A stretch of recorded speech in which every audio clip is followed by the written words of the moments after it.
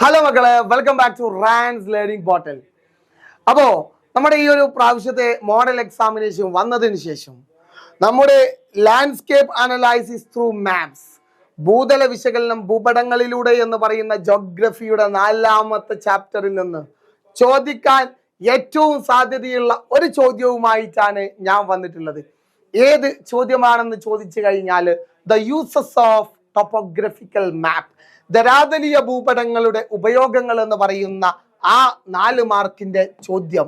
Okay, അപ്പോ എന്തൊക്കെയാണ് ധരാതലീയ ഭൂപടങ്ങളുടെ ഉപയോഗങ്ങൾ? What are the uses of topographical മാപ്പ്?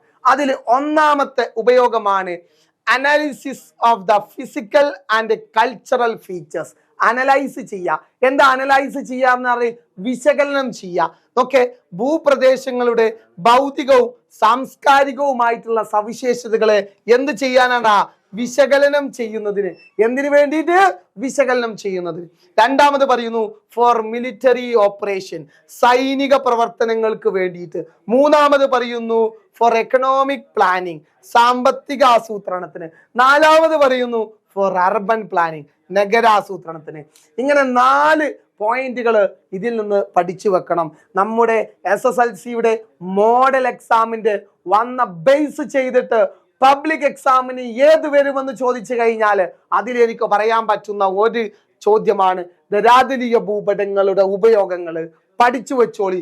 എന്ത് സിമ്പിൾ ആയിട്ട്.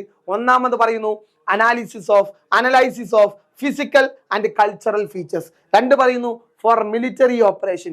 3 പറയുന്നു ഫോർ എക്കണോമിക് പ്ലാനിങ്. 4 പറയുന്നു ഫോർ അർബൻ പ്ലാനിങ്. എന്താണ്?